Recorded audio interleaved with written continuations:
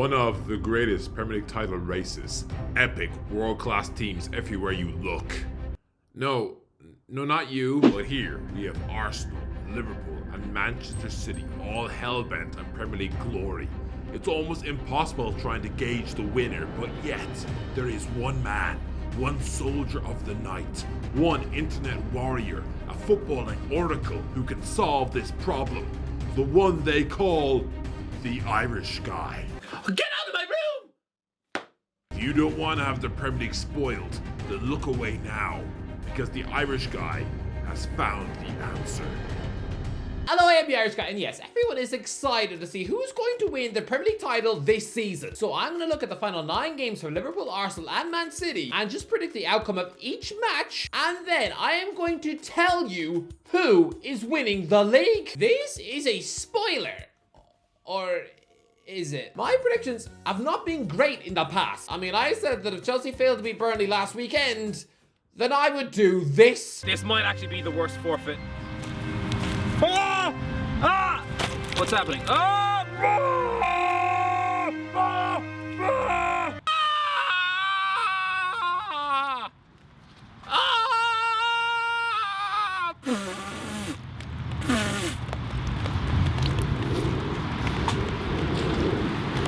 I hate football.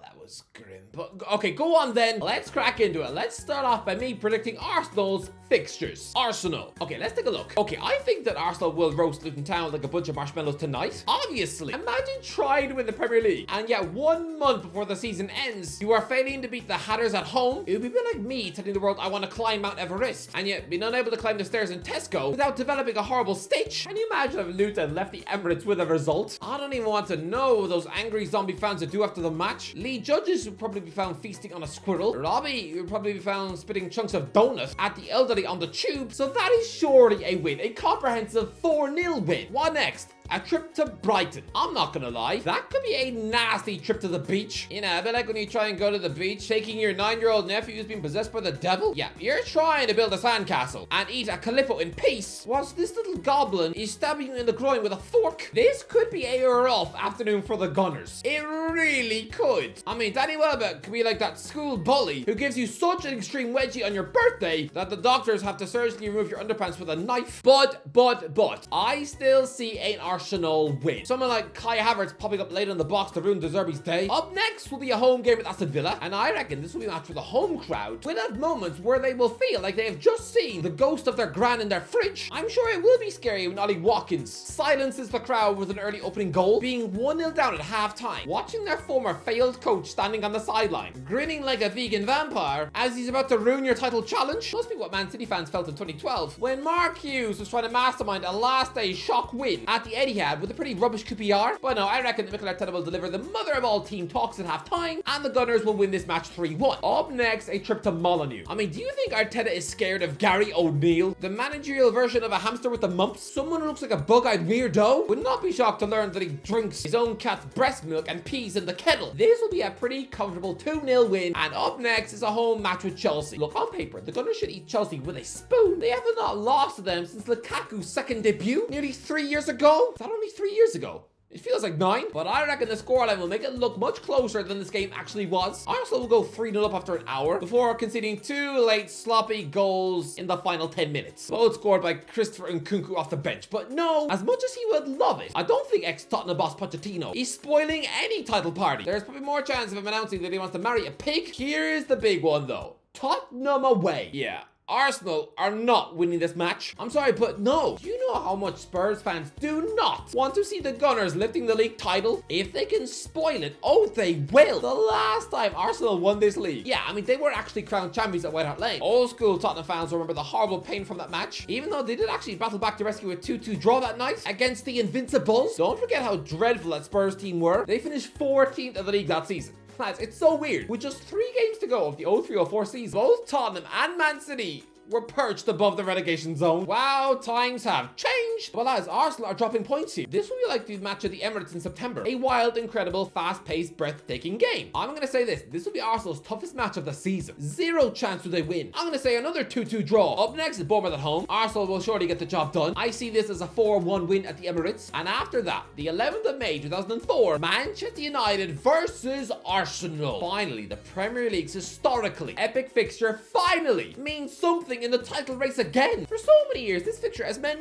nothing to who wins the league. But lads, I remember Owen Hargreaves wresting Ronaldo off the ball to spank in a winning free kick against Arsenal in April 2008 to all but cement their Premier League title. Honestly, how did a scruffy bloke from Canada, someone who does look like he squats in a dumpster, stinking of wee and asking strangers if he can lick the end of their hot chocolate, how did he manage to get Cristiano Ronaldo off a free kick? But lads, in the great Arsenal team's evolve, when they have won the league title, they've often done so by rocking Manchester United. Both Mark Overmars and Sylvain Wiltord scoring the only goal in crucial wins at Old Trafford over 20 years ago. I mean, especially that Wiltord game. The similarities are crazy. Lads, the Gunners won the league in 2002. Their final two matches of the season, Manchester United away and then Everton at home. That is exactly what they've got lined up this May too. I mean, what was that pop song from a couple of years ago? Oh, please take me back to 2002. Yeah, I don't know. Anne-Marie? I have no idea. But yeah, Arsenal want that song to be true. They wish it was 2002 again. Lads, we speak about Man City and Liverpool raising the bar of expectation by going on these never before seen monstrous winning runs. But that is a myth. Arsenal did exactly that in 2002, winning their final 13 league matches, with Arsene Wenger's defense keeping 9 clean sheets in that run. Yeah, considering they were 4th in the league in January, that was an epic title winning run. People always glaze Arsenal from 2004, but people are sleeping on what a world-class team they were in 2002. From December 2001 to October 2002, they didn't lose a Premier League match, winning 25 of the 30 league games in between 2 Lord of the Rings films, until a 16-year-old Wayne Rooney destroyed their fun before Halloween. You know, the original Luke Littler, a teenage kid who was probably just 5 years out from winning the bed, and yet they also look like a hairy middle-aged man with a crippling mortgage and 9 kids. Although Littler, bless him, has the personality of a squished Toblerone. Pie face.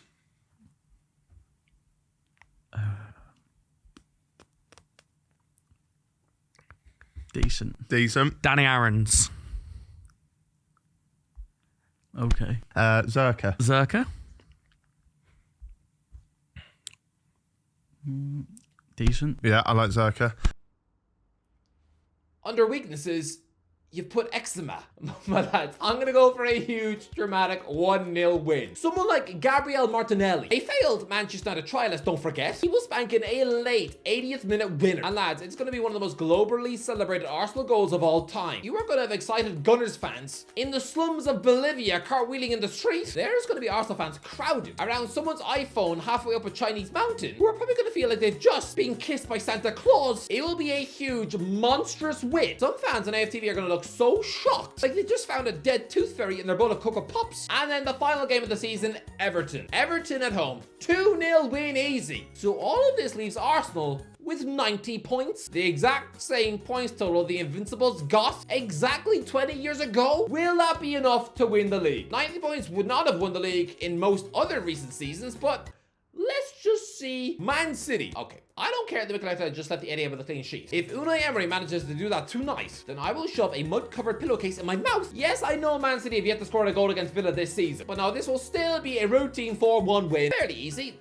Up next is a trip to Crystal Palace, who have been a bogey team for City in the past, but now this really will be a fairly straightforward 2-0 win against a pretty blunt Oliver Glasner side. Up next is Little Luton Town at home, and again, there is more chance of me eating a fried elf for lunch than of City dropping points here. This will be a smashing 5-0 win. Then is a trip to Brighton. Again, the Seagulls are a team which could cause City problems, and I reckon this will be one of those headache games where City will still be frustrated at 0-0 with 20 minutes left. But no, super sub Julian Alvarez will belt in a late winner. This will be like that Company versus Leicester moment from 5 years ago. Then is a trip to Nottingham Forest, and again, this could be tricky. Forest are a relegation battling team who have absolute dynamite pace on the wings and a mini De Bruyne of their own in Morgan Gibbs-White. This could be tough, and I see a lot of goals. I think Forest will bang in a couple. They'll even be 2-1 up. Yes, this will be a hairy, scary night for Man City fans. This will be more stressful than watching someone trick or treat outside Philip Schofield's house. Yeah, all your nephew wanted was a handful of mini Milky Ways. But no, City will rally and score late goals to Erling Haaland and Bernardo Silva. What's next is Wolves at home in early May. A club who really did used to be City's bogey team, Pep Guardiola might as well have sold his house and chosen to rent a room with the 3 little pigs because he was also terrified of Wolves. This will be like that ugly, stressful 1-0 win over Leicester at this stage of the season in 2019. Wolves will be tough to break down, but still, City will get the win 1-0. Then there's a trip to Fulham, where City will unleash the handbrake and batter a side who are clearly on the beach. Honestly, if you hoist Marco Silva upside down by the ankles, there's probably going to be a litre of sand that will fall out of his underpants. I can see an easy 4-0 win. Then there's a trip to Spurs in the second last game of the season. I can see dropped points. To be fair, this game is a bit like a fat bloke on Tinder because they don't actually have a date. It was supposed to be on the 20th of April, but has been postponed since City are in the FA Cup semi-final. So I don't know exactly when it's going to take place, but let's just say it's the second last game of the season. 2-2. This is going to be such a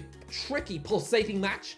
I know Tottenham don't want Arsenal to win the league, but lads, Ange Postecoglou is a man with pride.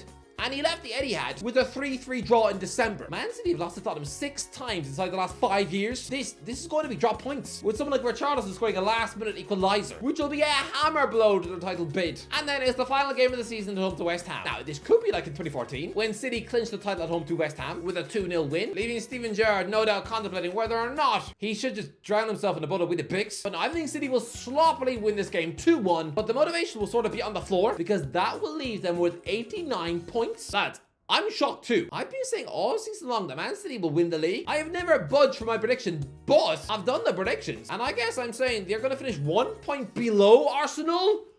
Really? Is that what I actually believe? I feel like my own mind's being blown. Like my mum has just sat me down and told me that my real dad is actually an alien from Jupiter, a 3-headed monster who drinks his own wee. I feel like I need to sit down. Pep Guardiola actually finishing below his former protege. Lads, after Klopp, Mourinho, Conte, Pochettino, Arteta would only be the 5th manager to ever finish above Pep. Will that be enough for Arsenal to win the league? Let's see what I'm predicting for Liverpool. Okay, first up is Sheffield United. 6-0 win. Lads, Sheffield United have not even scored a goal against Liverpool since August 2006. It was so long ago, a fat Robbie Fowler was scoring for Liverpool. Yeah, I bet whoever was marking him could instantly smell the breakfast egg McMuffins on his breath. This will be an easy win. Mo Salah hat-trick. What's next? A trip to Old Trafford. Oh boy. Lads, I don't care that Manchester United are in the mud. I don't care that Liverpool have thrashed them so many times earlier in the seasons when the pressure was off. Lads, when the Reds have been in the thick of a title challenge, they wobble at Old Trafford. They don't want to admit it, but a 0-0 draw at Old Trafford in February 2019, that cost the Reds the league. If they had found the winning goal that afternoon, they would have ended the season on 99 points. 1 point above Man City. How weird would that be? Jurgen Klopp sticking up back-to-back 99-point seasons in 2019 and then 2020. That would be freakish beyond belief. Similarly, the following season, Liverpool had only dropped points in 1 of their first 27 matches. That was a 1-1 draw at Old Trafford. How strange. In 36 consecutive league games, from March 2019 to February 2020, that draw at Old Trafford was the only Premier League match that Liverpool didn't win. That was such a world-class epic run. That doesn't get talked about enough. But yeah, I reckon this will be a 1-1 draw. Up next, Crystal Palace at home. No issue here. Easy 3-0 win. Then a trip to Craven Cottage. Liverpool should eke out the win here. Someone like Nunes banging in the winner. And then a trip to Goodison Park. Again, lads, I know Everton are rubbish, but this is the Merseyside derby. Again, like that draw at Manchester United in 2019. Similarly, Liverpool's 0-0 draw at Goodison Park also cost them the league title that year. This fixture is usually a draw. It was 0-0 here in September 2022. There was a 2-2 draw in October 2020. A 0-0 draw in March 2019. A 0-0 draw in April 2018. A 1-1 draw in October 2015. A 0-0 draw in September 2014,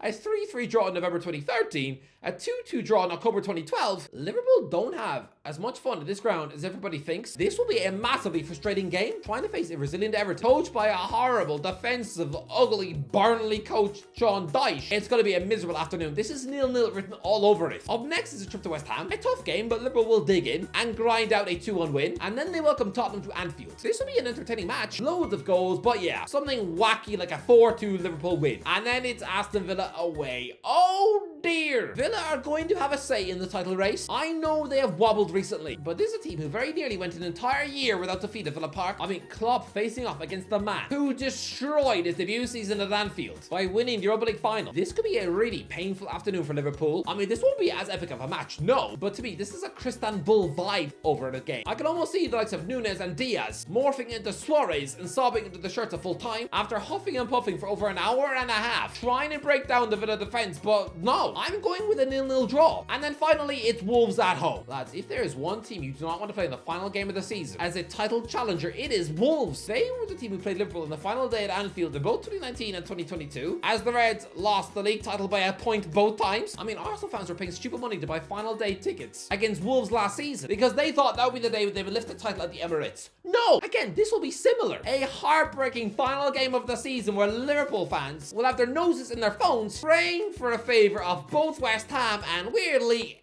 Everton. But no, this will be a late 2-0 Liverpool win, sure, but that result puts them third on 88 points. So there you have it. Liverpool third on 88, Man City second on 89, and then Arsenal first on 90. I'm surprised too. I did not think I would be tipping the Gunners to win the Premier League title on their 20th anniversary.